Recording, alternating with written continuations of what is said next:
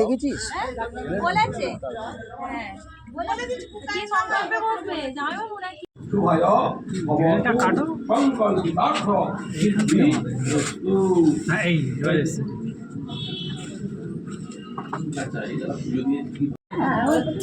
বাবা ছেড়ে দে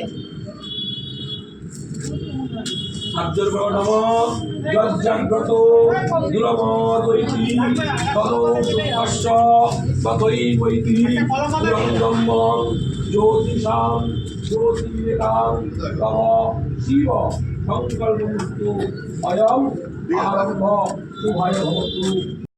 প্রত্যেক বছরের মতো এবছর আমরা চলে এসেছি ঠিক আমাদের সামনের বাড়ির কালী পুজোতে।